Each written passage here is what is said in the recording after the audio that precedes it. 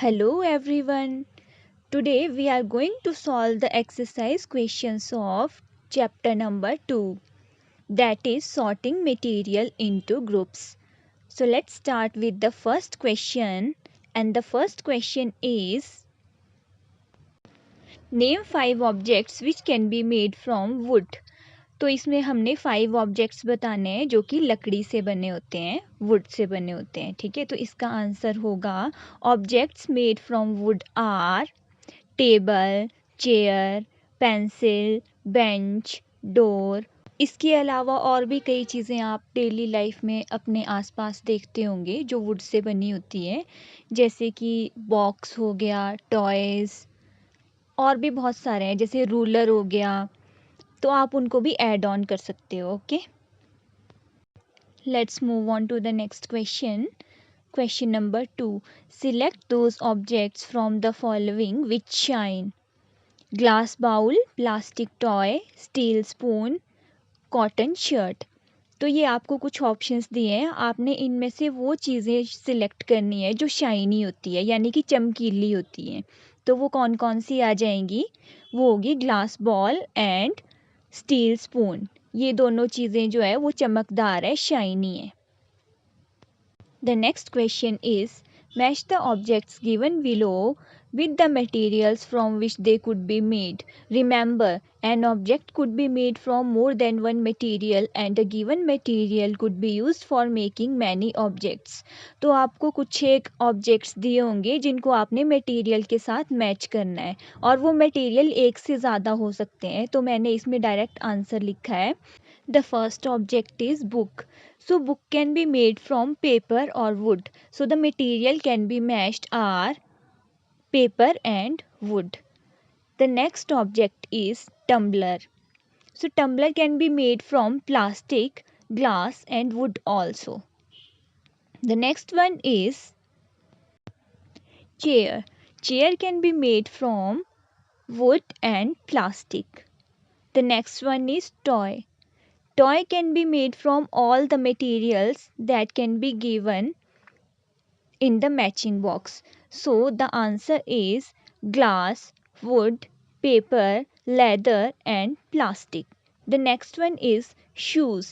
Shoes can be made from leather and plastic. Move on to the next question. The next question is, state whether the statements given below are true or false. So the first statement is, stone is transparent while glass is opaque. तो सबसे पहले हमें ये पता होना चाहिए कि transparent और ओपेक होता क्या है. तो ट्रांसपेरेंट ऑब्जेक्ट्स वो होते हैं that allows light to pass through them, यानी कि जिनके आर पार हम आसानी से देख सकते हैं, जैसे कि कांच का टुकड़ा, पीस ऑफ ग्लास. ओके, और ओपेक ऑब्जेक्ट्स कौन से होंगे? That doesn't allow light to pass through them, यानी कि जिनके आर पार हम नहीं देख सकते, जैसे कि लकड़ी का टुकड़ा हो गया, स्टोन हो गया, उसके आर पार भी हम नहीं देख सकते, पेपर हो गया. तो ये स्टेटमेंट क्या होगी? फॉल्स, क्योंकि स्टोन ओपेक ऑब्जेक्ट है while glass is a transparent object. The next statement is, a notebook has luster while eraser does not. And the word luster means shiny. So the statement becomes false. And the reason is both notebook and eraser doesn't have any luster. Move on to the next statement. Chalk dissolves in water. And this statement is false because chalk doesn't dissolve in water. It can settle down in the glass of water. It doesn't completely soluble in water.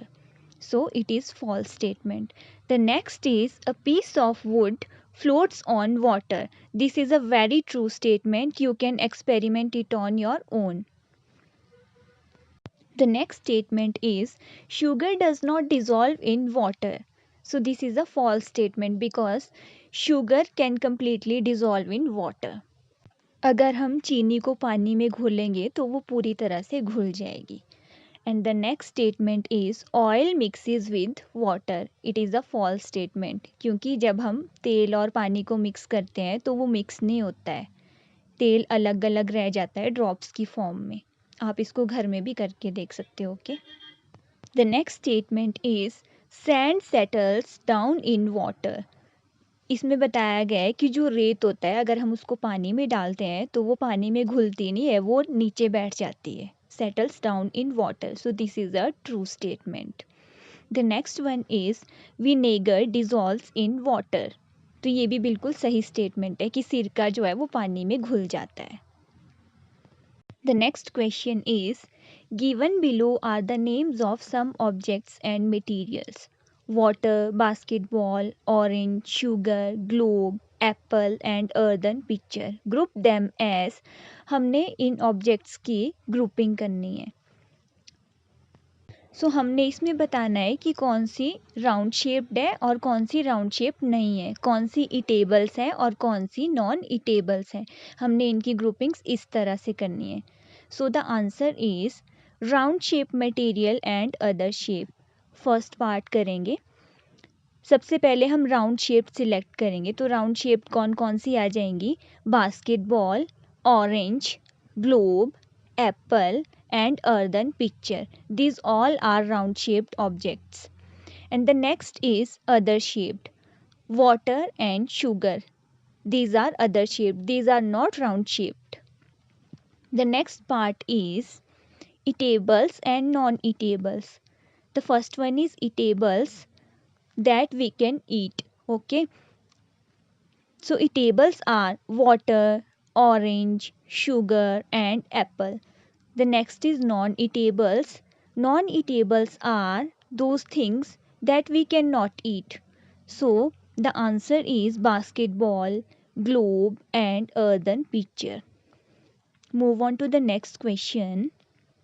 The next question is list all items known to you that float on water.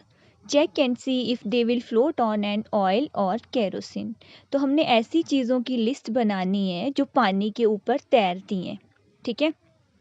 और फिर हमने बताना है कि जो हमने जिन चीज़ों की हमने लिस्ट बनाई है क्या वो तेल के ऊपर भी फ्लोट करेंगी, मिट्टी का तेल या फिर कोई और नॉर्मल तेल उसके ऊपर भी फ्लोट करेंगी। तो इस क्वेश्चन में यही पूछा है। So the answer is items that float on water are leaf, plastic bottle, paper, piece of wood, plastic ball। तो ये सारी चीज़ें जो है वो वाटर में फ्लोट करती हैं। आप इनको खुद भी घर पे एक्सपेरिमेंट करके देख सकते हैं। Okay, and all these items will also float on oil और कैरोसिन। तो ये सब चीज़ें जिनकी हमने लिस्ट बनाई है वो ऑयल और कैरोसिन में भी फ्लोट करेंगी। Okay, move on to the next question.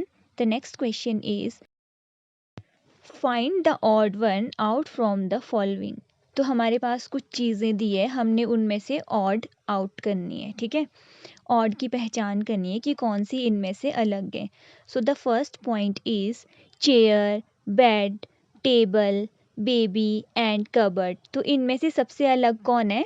Baby, क्योंकि बेबी जो है वो लिविंग थिंग है और बाकी जो चीज़ें हैं वो क्या है? वो नॉन लिविंग थिंग्स है। ओके, और एक डिफरेंस तो ये आ गया। एक और डिफरेंस जो इसमें है वो है कि ये सारी चीज़ें लकड़ी से बनी है और जो बेबी है वो लिविंग है, ठीक है। बेबी लकड़ी से नहीं बना है। The next point is rose, jasmine, boat, marigold, lotus. अब देखो इसमें जो ऑड वन है ना वो बोट है। बोट क्यों ऑड वन है? क्योंकि बाकी जो सारी चीज़ें दे रखी है, चार option, rose, jasmine, marigold and lotus, ये सारे क्या है? ये फ्लावर्स हैं। तो बोट इनमें से अलग है, ठीक है। बोट कोई फ्लावर नहीं है। The next is aluminium, iron, copper, silver, sand. अब देखो इसमें सैंड ऑड वन है। क्यों? क्योंकि बाकी जो चार चीज़ें हैं एल्यूमिनियम, आयरन, कॉपर, सिल्वर, ये सारी मेटल्स हैं, जबकि जो सैंड है वो नॉन मेटल है। Okay, the next part is sugar, salt, sand, copper sulphate. अब इनमें से जो है वो सैंड सबसे अलग है because sugar, salt and copper sulfate are completely dissolved in water, while sand cannot be dissolved in water. It settled down in the bottom. So the sand is odd one. तो second chapter के questions भी हमने सारे के सारे solve कर लिए हैं। तो प्लीज़ आप वीडियो को लाइक करें, शेयर करें और चैनल को सब्सक्राइब करें। Thank you.